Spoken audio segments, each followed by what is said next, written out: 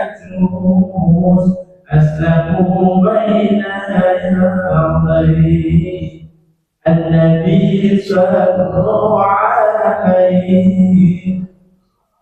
صلوات الله عليه وينال البركة كل من صلى عليه الحسن ثم الحسين للنبي مراد عين الحسن ثم الحسين للنبي مراد عين نورهم كالكوكبين جدهم صلوا عليه نورهم كالكوكبين جدهم صلوا عليه اللهم صل وسلم وبارك عليه وعلى آله.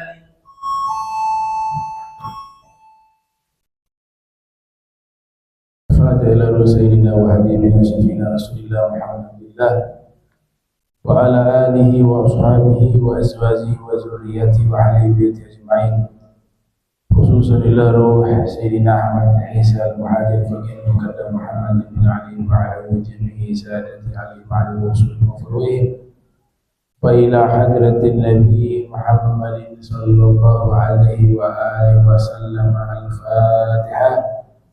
أعوذ بالله من الشيطان الرجيم. بسم الله الرحمن الرحيم. الحمد لله رب العالمين الرحمن الرحيم مالك يوم الدين إياك نعبد وإياك نستعين اهدنا الصراط المستقيم صراط الذين أنعمت عليهم غير المغضوب عليهم ولا الضالين آمين. Assalamualaikum warahmatullahi wabarakatuh. Alhamdulillah ala fadlihi wa ihsanih ja'ala fi qisasihim al-awwalin ibratan li ulil absar. Asyhadu an la ilaha illallah al-wahidul qahhar wa asyhadu anna sayyidana Muhammadan abduhu wa rasulul mukhtar wa sallallahu alaihi wa ala alihi wa ashabihi al-muhajirina minhum wal ansar. Amma ba'du. Subhanak la ilma lana illa ma 'allamtana innaka antal alimul hakim. Rabbi shrah li sadri wa yassir li amri wahlul 'uqdatam min lisani yafqahu qawli wasadid lisani wahdi qalbi bihaqqi sayyidina Muhammadin sallallahu alaihi wa alihi wasallam. Ya man huwa fi ulumihi kain, ya man huwa fi fi'li hamid, ya man huwa fi majdihi matin. Allahumma akrimna bi nuril fahmi wa akhrijna min zulumatil wahmi warzuqna fahman nabiyyin wa hifdzal mursalin wa ilhama malaikatil muqarrabin. Rabbana zidna ilman wa fahma wa aqla ya akramul akramin bihaqqi sayyidina Muhammadin khatamil anbiya'i wal mursalin ya rahman ya rahim. Wa sallallahu ala sayyidina Muhammadin wa ala alihi wa sahbihi wa baraka wasallam. Alhamdulillahi rabbil alamin. Qala al-musannif rahimahullah wa radiyallahu ta'ala anhu wa arda wa nafa'ana bihi wa bi 'ulumihi wa amadana bi asrarihi wa a'adana min barakatihi fid darain. Radiyallahu anhu. Faslun ila an qala al-hijratu al-ula ila al-habasyah. Alhamdulillah, puji syukur kehadirat Allah, salawat salam tercurahkan kepada junjungan mulia Nabi tercinta Nabi Yuna Muhammad sallallahu alaihi wa alihi wasallam beserta segenap keluarga beliau, sahabat beliau dan umat beliau yang senantiasa menegakkan ajaran beliau hingga akhir masa nanti. Dan kami muliakan seluruh imam masjid, Imam Bonjol beserta pengurus, para asatiz, hadirin hadirat, Ustaz Jamal dan seluruh yang hadir yang insyaallah dirahmati Allah Subhanahu wa taala. Al-hijratul ula ila al-Habasyah. Hijrah pertama ke negeri Al-Habasyah. Al-Habasyah ini Ethiopia, ada negara di Afrika yang sekarang ini diberi nama Ethiopia. Jadi dalam sejarah Islam, peristiwa hijrah ini terjadi kurang lebih 3 kali. Hijrah pertama ke Habasyah, ke Ethiopia. Hijrah kedua, ini gelombang kedua juga, hijrah ke Ethiopia. Hijrah ketiga, kota Al-Madinah Al-Munawwarah. Akan tetapi 2 hijrah yang ke Ethiopia itu tidak dilakukan oleh Nabi, tapi sahabat-sahabat beliau, keluarga beliau. Nah, Nabi hijrahnya hanya hijrah ke Madinatul Munawwarah. Nah, hijrah ini amaliyah para anbiya terdahulu. Jadi sebelum hijrahnya Rasul ke Madinah, sebelumnya juga beberapa para nabi itu melakukan hijrah. Jadi termasuk daripada sunnatun min sunanil anbiya'i wal mursalin. Termasuk daripada bagian sunnahnya para nabi. Tapi ada perbedaan hijrahnya para nabi dengan hijrahnya orang biasa. Hijrahnya para nabi itu perintah dari Allah. Hijrahnya orang biasa biasanya hijrah karena masalah mencari rezeki. Hijrah karena mungkin lingkungan tempat tinggalnya kurang baik. Hijrah karena menuntut ilmu. Ya. Maka dinyatakan di Zubat itu, man lam yajid muallimah falyarhal. Siapa yang mencari guru di tempat tinggalnya untuk dia belajar dan dia tidak menemukan guru, hendaknya dia melakukan perjalanan, dia berhijrah untuk mencari guru. Jadi ada beberapa latar belakang khalfiyun sehingga orang itu berhijrah. Nah, para anbiya berbeda. Hijrah mereka itu bukan karena tujuan-tujuan itu. Tidak ada tujuan duniawi sama sekali. Hijrahnya mereka pertama karena perintah dari Allah. Yang kedua untuk melanjutkan dakwah agama Islam dan memprotek daripada keimanan. Nah, itu hijrahnya para nabi. Walaupun tidak semua para nabi melakukan hijrah. Di sini ada beberapa nama yang melakukan hijrah di kalangan para anbiya. Di antaranya ada Nabi Nuh alaihissalam. Nabi Nuh alaihissalam berhijrah di negeri beliau sebab Allah Ta'ala perintahkan untuk meninggalkan tempat tinggalnya. Allah ingin menurunkan azab. Maka Nabi Nuh diperintahkan bersama keluarganya yang beriman untuk meninggalkan tempat tinggalnya. Itu hijrah namanya. Sampai kapalnya itu istawat alal judi, berlabuh di satu tempat yang sangat tinggi. Kemudian ada Nabi Allah Ibrahim alaihissalam. Tempat tinggal Nabi Nuh ada yang mengatakan di wilayah Baitul Maqdis. Beliau bermukim di tempat tersebut. Ada riwayat lain berbeda, tapi kebanyakan menyatakan dari kalangan para sejarawan bermukim di wilayah Baitul Maqdis, Nabi Nuh alaihissalam. Adapun kapal berlabuhnya itu juga terjadi beberapa pendapat di kalangan, jadi khilaf ya di kalangan para ulama. Ada beberapa pendapat, ada yang mengatakan di Turki, ada yang menyatakan ya di wilayah Irak dan seterusnya. Jadi tidak ada dalil yang qat'i yang menerangkan di mana kapal Nabi Nuh itu berlabuh. Dan Nabi Ibrahim alaihissalam juga berhijrah. Nabi Ibrahim alaihissalam dilahirkan dan tumbuh di Irak, di tempat yang dinamakan Babilonia. Syekh Yaqut Al-Hamawi di dalam kitab geografi beliau atau ilmu geologi berjudul Mu'jamul Buldan, itu menyebutkan lokasinya itu di kota atau dekat dengan kota yang namanya Mosul, ada di negara Irak. Disitulah tempat lahirnya dan tumbuhnya Nabi Allah Ibrahim alaihissalam. Ada juga yang menyatakan tempat lahirnya Nabi Allah Ibrahim, tempat tinggalnya Nabi Allah Ibrahim itu ada di perbatasan antara Turki dan Irak.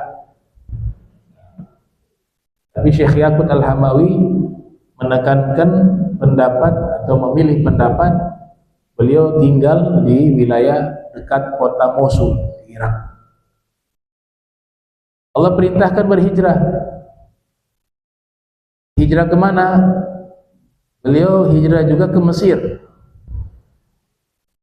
Kemudian juga hijrah sampai ke Baitul Maqdis. Tinggal dengan istri beliau Siti Sarah dengan putra beliau yaitu Nabi Allah Ishak. Dari Nabi Allah Ishak inilah nanti melahirkan anak turunan para nabi. Nabi Daud alaihissalam, Nabi Sulaiman, dan nabi-nabi Bani Israel. Karena menetap di Baitul Maqdis. Bahkan istri beliau yang lainnya, Siti Hajar, itu juga diperintahkan oleh Allah untuk hijrah ke kota Makkah. Diantarkan oleh Nabi Allah Ibrahim dengan putra beliau Nabi Ismail alaihissalam, yang pada waktu itu belum ada penduduk, belum ada orang yang menghuni lembah tersebut. Yang kelak nanti itulah tempat yang kita kenal sekarang, yaitu Makkah Al-Mukarramah. Ini berhijrah ya, amalia para anbiya terdahulu, mereka juga banyak yang berhijrah, walaupun tidak semua. Tidak semua. Nabi Sulaiman tidak berhijrah, Nabi Daud juga tidak berhijrah. Ada beberapa para nabi berhijrah. Nabi Lut alaihissalam juga melakukan hijrah karena kaumnya akan diturunkan azab. Ya, kaum Sodom ada di wilayah Urdun, ya, di wilayah Urdun. Bagaimana yang dijelaskan oleh Syekh Yaqut Al-Hamawi. Kemudian nabi lainnya yang berhijrah ada Nabi Musa alaihissalam. Nabi Musa berhijrah dari Mesir, berhijrahnya ke Baitul Maqdis, ke Palestina. Tapi asalnya mereka dari tempat tersebut, dijadikan budak. Bani Israel itu di masa itu dijadikan budak oleh Raja Mesir, Ramses. Raja Mesir diberikan julukan Fir'aun. Jadi Fir'aun itu julukan Raja Mesir. Diperintahkan berhijrah. Nabi Musa berhijrah 2 kali dalam catatan sejarah. Hijrah pertama ke Madian. Hijrah pertama ke kota Madian. Kemudian hijrah berikutnya yang terakhir, dan beliau belum sempat masuk ke kota tersebut, ke Baitul Maqdis. Beliau wafat di perjalanan. Yang melanjutkan sampai ke Baitul Maqdis, hijrah tersebut bersama Bani Israel, itu adalah muridnya Nabi Musa. Siapa? Nabi Yusha bin Nun. Kalau di Alkitab disebut Joshua. Joshua itu namanya Yusha. Ya, biasa jadi berubah. Nabi Musa saja berubah jadi Moses. Ya. Isa jadi Yesus. Berubah nama. Nah, Yusha bin Nun ini yang membawa Bani Israel akhirnya sampai ke Baitul Maqdis.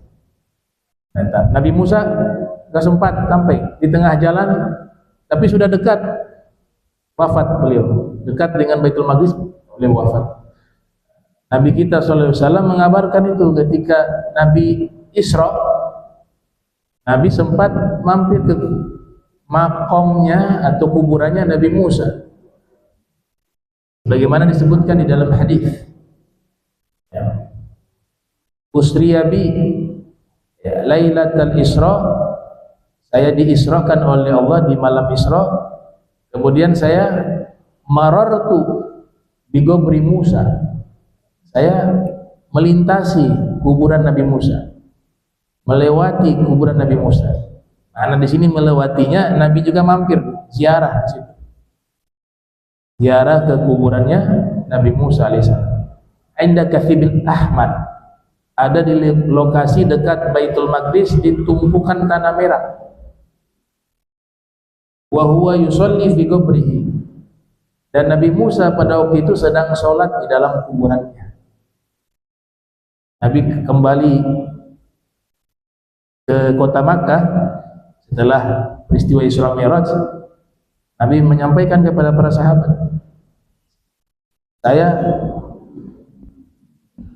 melewati kuburan Nabi Musa. Seandainya kalian ada pada waktu itu, saya akan tunjukkan di mana lokasi kuburannya. Ada disebutkan di dalam hadis riwayat Al-Imam Ahmad bin Hanbal dan di dalam beberapa kitab hadis lain. Kemudian hijrah juga Nabi Soleh. Nabi Soleh juga berhijrah. Kaumnya mau dibinasakan, Allah perintahkan hijrah. Nah, ini ada hikmah. Kalau di satu tempat ini kaum atau masyarakat ini melakukan perbuatan yang melampaui batas, maka Allah akan turunkan azab. Sekalipun di situ ada orang yang tidak melakukan perbuatan itu, dia orang soleh tapi tetap tinggal di situ, dia juga kena azabnya. Nah, selalu Allah perintahkan para nabi dengan orang beriman untuk keluar dari tempat tersebut sebelum Allah turunkan azab. Nah, Nabi Soleh tinggal di sekitaran Hijaz. Sekitaran Hijaz. Diperintahkan hijrah menurut Syekh Kamaluddin Ad-Damiri di dalam kitabnya Hayatul Haywanil Kubra menyebutkan diperintahkan hijrah ke Hadramaut, Yaman.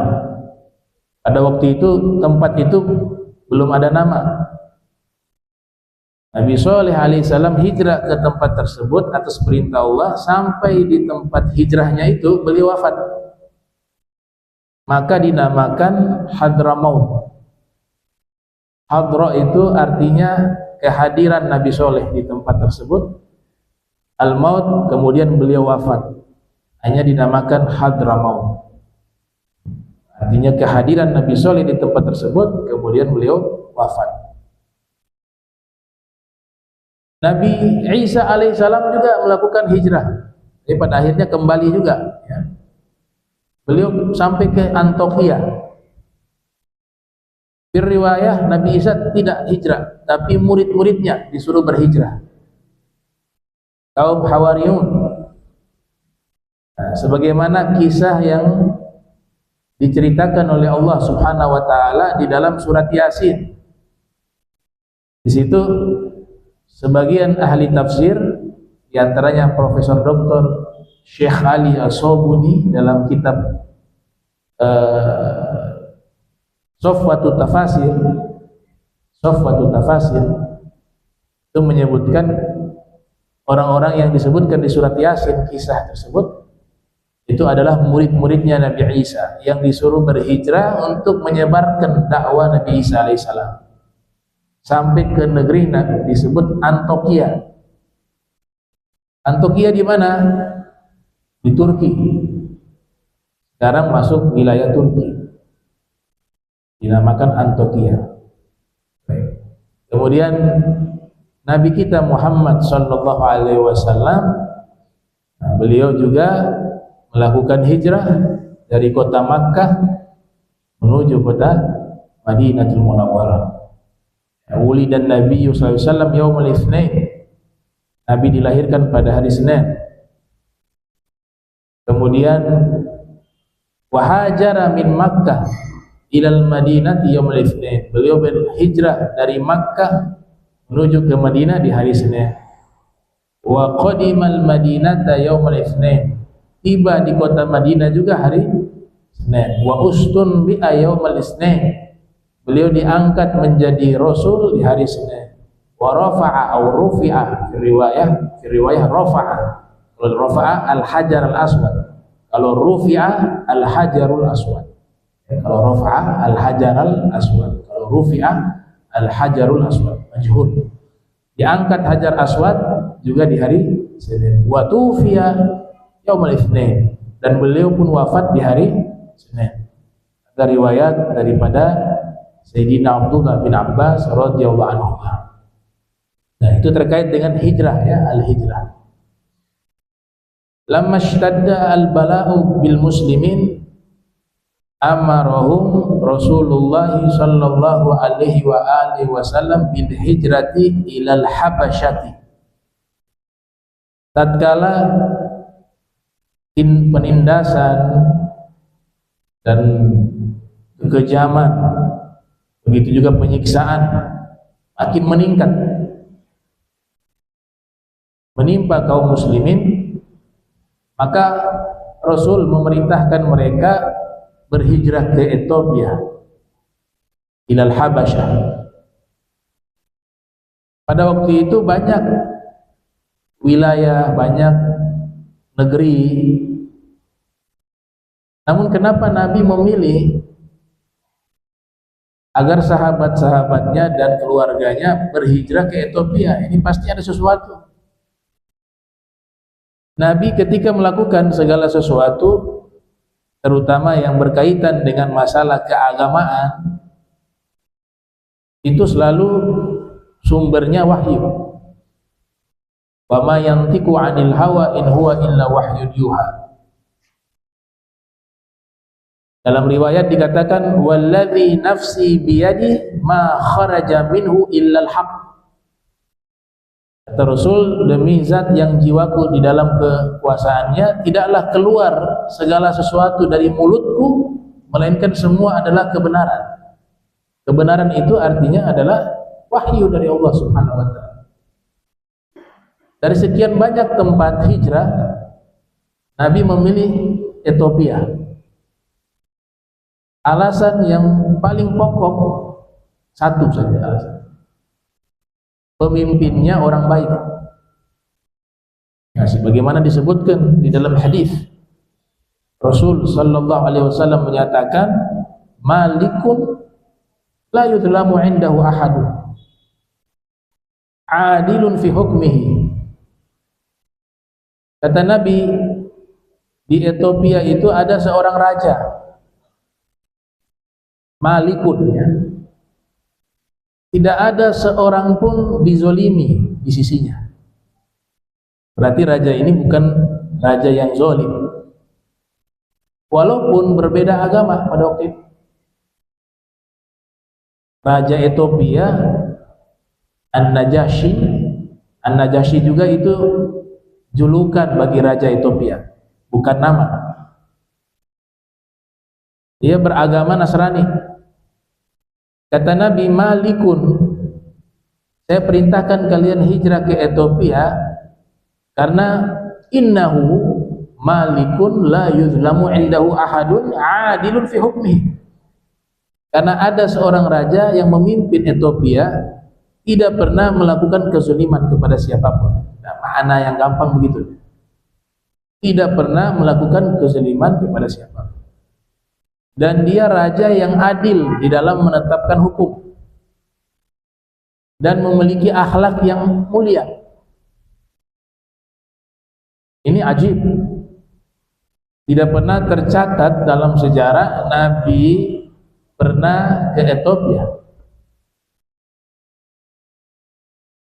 Dan komunitas Nasrani di kota Makkah itu tidak ada kecuali hanya 2-3 orang.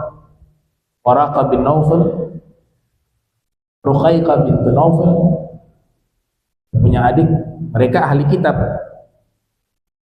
akademisi kitab-kitab Injil dan Taurat, sebagaimana yang dinyatakan oleh Imam Bukhari dalam Sahih. Dan Nabi menceritakan, raja ini raja yang baik, raja ini akhlaknya mulia, raja ini adil, raja ini sejarahnya seperti ini. Nabi tahu, padahal tidak pernah kenal. Dari mana? Tentu itu berita dari Allah. Allah yang kabarkan. Dan realitanya demikian. Najasyi raja yang adil, raja yang bijak, walaupun beragama Nasrani. Maka Nabi perintahkan mereka berhijrah ke Ethiopia. Innahu malikun la yuzlamu indahu ahadun adilun fi hukmihi. Karena dia raja yang tidak pernah menzalimi siapapun dan raja yang adil dalam menetapkan hukum. Kalian pergi ke Ethiopia. Berangkatlah mereka. Nah, ini raja Ethiopia kalau lahir pada tahun itu diperkirakan 560 Masehi. Kemudian Raja Najasyi wafat tahun 630 Masehi. 9 Rejab. Nah, saya cerita sedikit Raja Najasyi. Raja Najasyi ini apakah dianggap sahabat atau tabi'in? Para ulama hadis menyatakan bahwa beliau dianggap sebagai tabi'in, bukan sebagai sahabat. Walaupun beliau masuk Islam. Beliau masuk Islam. Banyak hal-hal yang menunjukkan keislaman beliau. Di antaranya hadis yang diriwayatkan oleh Imam Abu Dawud, Sulaiman bin Ash'as As-Sijistani di dalam sunannya, yang dilahirkan tahun 202 Hijriah, wafat 275 Hijriah. Nabi mengirim surat. Kemudian surat itu sampai kepada Najasyi. Ringkasnya, isi surat itu mengajak Kerajaan Najasyi untuk memeluk agama Islam. Dan pada waktu itu dia menyatakan keislaman. Dengan surat yang dibaca, dia menyatakan, saya bersaksi tidak Tuhan selain Allah dan Nabi Muhammad utusan Allah. Ala sabil hikayah. Itu ada di dalam Sunan Abi Daud. Sunan Al-Imam Abi Daud. Dan awalnya Raja Ethiopia itu paman beliau. Paman beliau ini raja Ethiopia, tapi tiba-tiba ada insiden di mana lagi jalan di cuaca hujan yang lebat, petir menyambar. Akhirnya pamannya wafat. Dan pamannya ini tidak memiliki anak. Kalau sistem kerajaan monarki itu biasa kalau bapaknya raja meninggal diganti oleh anak. Nah, pamannya tidak punya anak. Punya keponakan, ponakannya inilah Raja Najasyi, namanya Ashomah. Ini Raja Najasyi itu namanya Ashomah bin Abjar Digantilah pada waktu itu. Umur beliau waktu itu 9 tahun. Jadi usia 9 tahun sudah dilantik menjadi raja. Tapi ini anak dikenal anak yang cerdas, yang taat dalam agamanya. Mereka masih mengikuti ajaran-ajaran daripada Nabi Isa alaihissalam.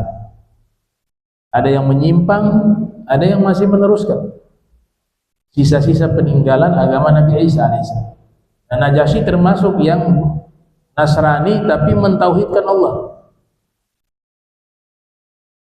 Dia masih meyakini Nabi Isa itu seorang utusan Allah, utusan Tuhan, bukan sebagai Tuhan.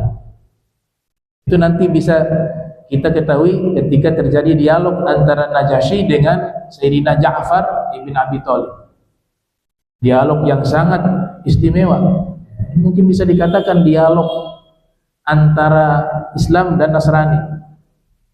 Ya, nama ilmunya kristolog kalau sekarang. Jadi paparkan hujjah-hujjah argumentasi dari Imam Sayyidina Ja'far ibn Abi Thalib. Dibacakan surat Maryam. Ya, surat Maryam itu menceritakan tentang substansi ajaran Nabi Isa. Nah, ketika memimpin di usia 9 tahun, makmur rakyat karena adil, orang baik, orang jujur. Ini semua Nabi ceritakan secara terperinci dari semenjak ia lahir sampai di masa ia menjabat. Padahal Nabi tidak pernah bergaul dengan orang Nasrani di kota Makkah. Nabi juga tidak pernah pergi ke Ethiopia. Nabi juga tidak pernah kenal rajanya siapa. Tapi begitulah Rasul SAW selalu diajarkan pengetahuannya langsung dari Allah Subhanahu wa Ta'ala bila wasitah. Allamaka ma lam takun ta'lam wa kana fadlullahi 'alaika 'azima. Dalam Al-Quran Allah berfirman, Dia Allah yang mengajarkan kepada Nabi Muhammad SAW seluruh ilmu, dan karunia Allah kepadamu sangat besar. Kana fadlullahi 'alaika 'azima. Maka para sahabat hijrah di tempat tersebut. Ini Raja Najasyi luar biasa. Ketika sahabat-sahabat datang hijrah, beliau berikan keamanan, beliau berikan tempat tinggal, dijamin keselamatannya, dijaga, dilindungi. Nah, sampai akhirnya beliau wafat ya. Beliau wafat ini pada tahun Tasi' ba'dal hijrah. Pada tahun 9 setelah hijrahnya Nabi. Nabi ada di kota Madinah. Ini juga luar biasa. Ethiopia itu jaraknya sangat jauh dengan Madinah. Berbulan-bulan di masa itu kalau perjalanan ditempuh. Tapi di waktu meninggalnya An-Najasyi, detik itu juga Nabi mengetahuinya. Nabi memanggil para sahabat, ukhruju, ayo kalian semua keluar. Al-yawma, hari ini telah wafat mata rajulun soleh. Telah meninggal dunia seorang laki-laki yang soleh. Istilah laki-laki yang soleh atau orang soleh itu harus sudah beriman dulu. Sudah berislam dan beriman, baru berhak menyandang gelar seorang yang soleh. Gak mungkin orang itu belum memeluk agama Islam kemudian Nabi menyatakan dia orang soleh. Asya wa kalla, gak mungkin. Ini dalil terkuat keislaman Raja Najasyi. Nabi katakan al-yawma mata rajulun solehun. Dan riwayat ini ada di dalam kitab Sahih Al-Bukhari dan Sahih Muslim. Imam Bukhari yang meriwayatkan di dalam Sahihnya, dilahirkan tahun 194, wafat 256 Hijriah. Imam Muslim juga meriwayatkan di dalam Sahih. Yang beliau dilahirkan pada tahun 204, wafat 261 Hijriah. Al-yawma mata rajulun salih. Hari ini telah meninggal dunia seorang laki-laki yang soleh. Yang soleh artinya yang baik. Fasallu alaihi. Maka solatkanlah. Ayo kita solatkan dia, kata Nabi SAW. Berriwayat fagumu fasallu ala akhikum ashama. Kata Nabi, ayo bangkit, atur saf kalian, ayo kita solatkan saudara kalian. Nah, ini dalil kedua nih, Nabi sebut saudara. Saudara. Dalam konteks ini kan mau melaksanakan sholat goib. Sholat goib. Gak mungkin Nabi menyolatkan orang yang belum berislam. Tidak mungkin menyolatkan orang kafir. Ya sudah muslim, maka Nabi solatkan. Karena nggak boleh kita menyolatkan orang yang belum memeluk agama Islam atau orang yang mati dalam keadaan tidak berislam. Nggak boleh. Nah, mendoakan saja tidak boleh, apalagi menyolatkan. Gimana sih hukum mendoakan orang kafir? Orang yang belum berislam kemudian kita doakan setelah wafat ya. Kalau masih hidup boleh kita doakan.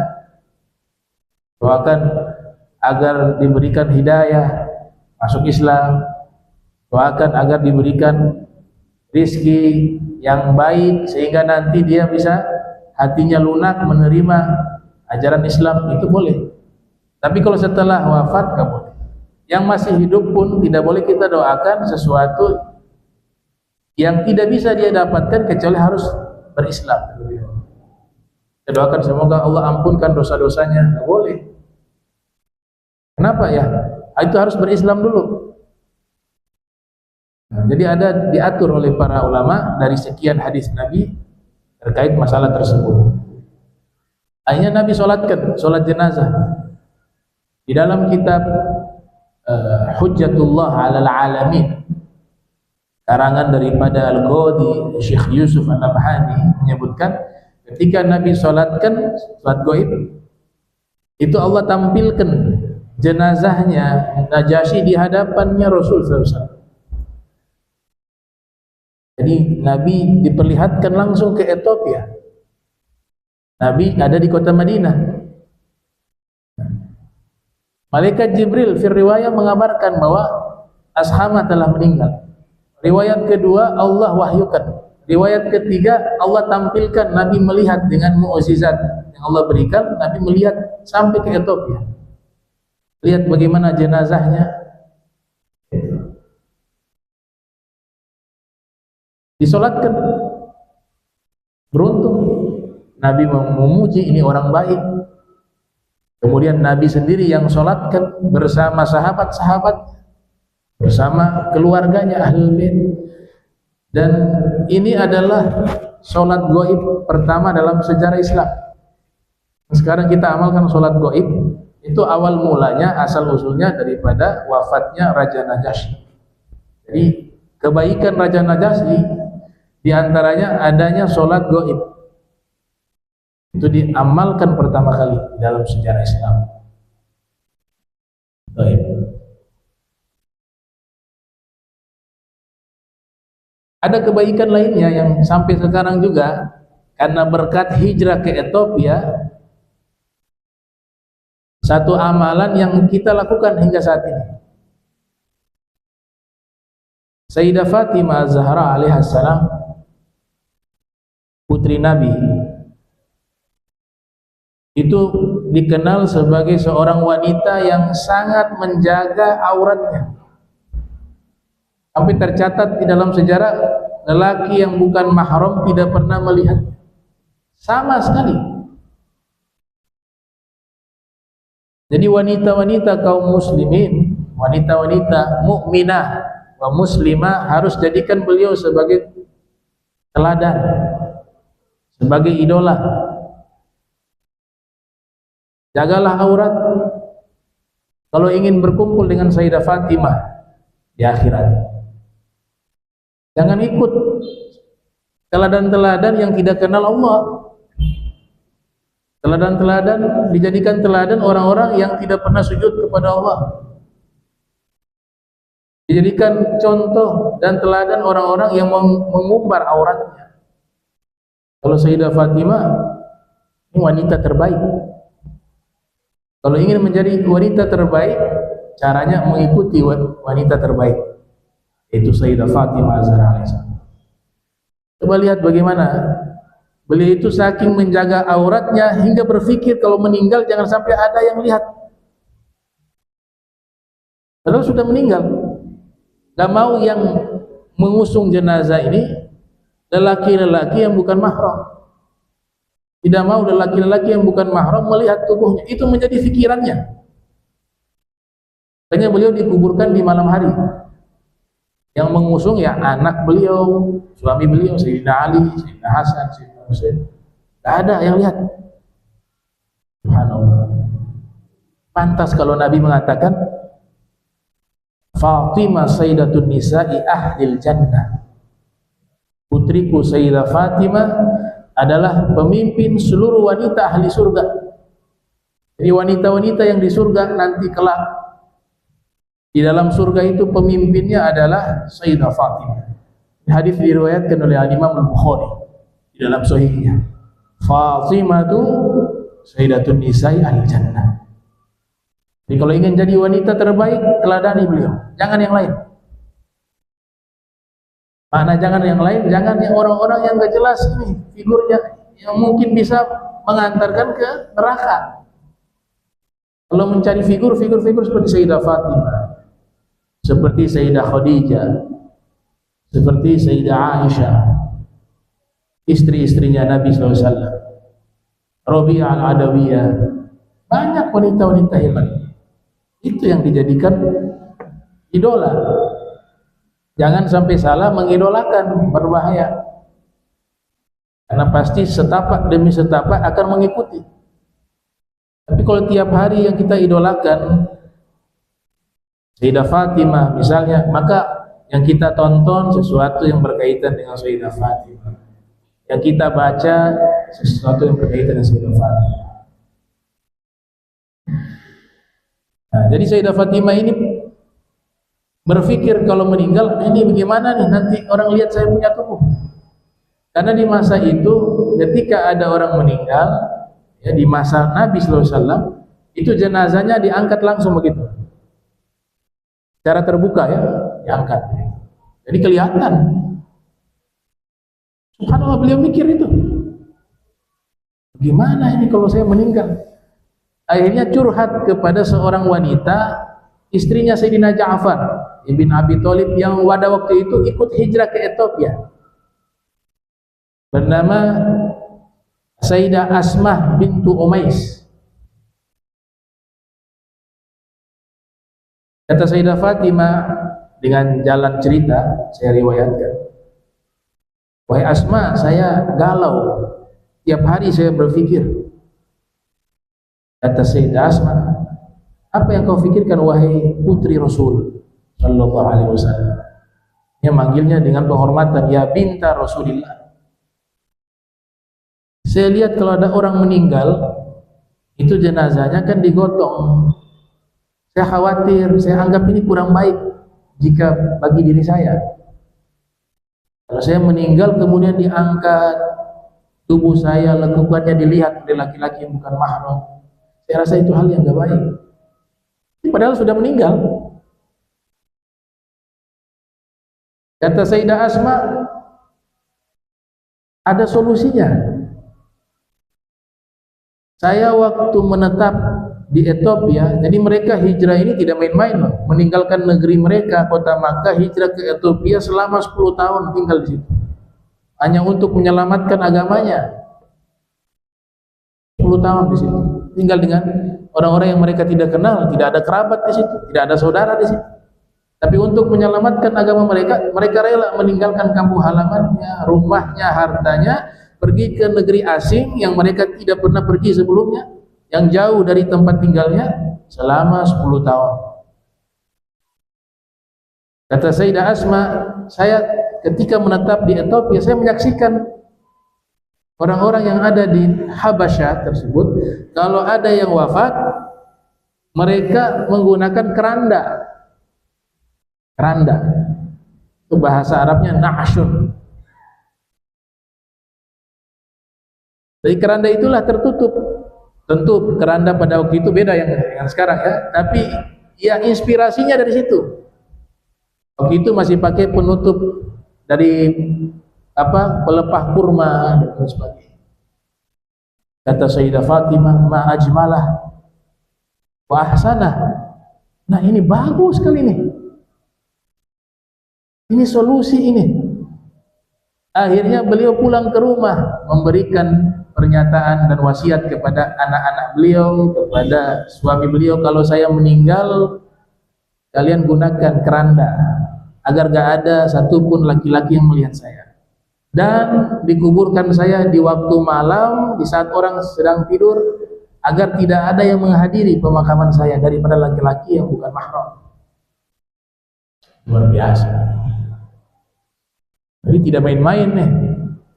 Karena beliau dari sejak hidup di dunia tidak ada seorang laki-laki yang bukan mahram melihatnya, maka Allah muliakan beliau di akhirat ketika menyeberangi jembatan Sirat. Dikatakan, wahai seluruh kaum laki-laki,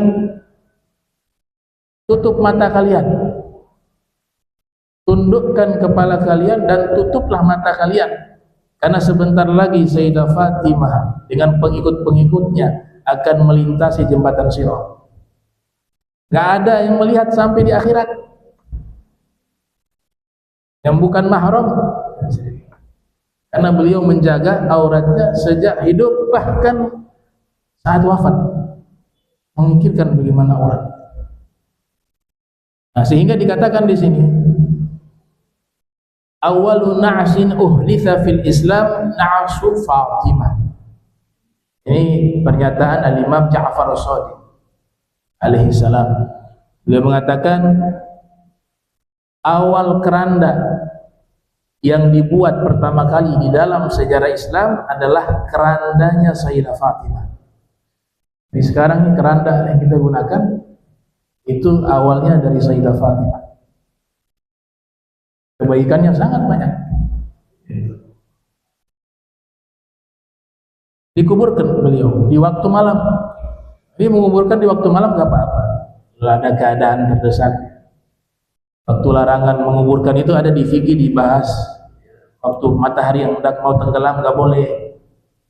Matahari hendak terbit gak boleh menguburkan di waktu tersebut. Tapi kalau malam gak ada larangan. Di sini yang penting memudahkan ya. Sayyidah Fatimah punya alasan kenapa dikuburkan di malam hari. Alasannya tadi. Nah, ada satu riwayat di mana Nabi mendatangi rumah Sayyidah Fatimah sebagai penutup. Nabi itu kalau melakukan perjalanan jauh keluar dari kota Madinah, datang ke kota Madinah, awal rumah yang beliau datangi rumahnya Sayyidah Fatimah. Kan Sayyidina Ali pernah bertanya, wahai Rasul, siapa manusia yang paling engkau cintai di muka bumi ini? Man ahabbun nas ilaika?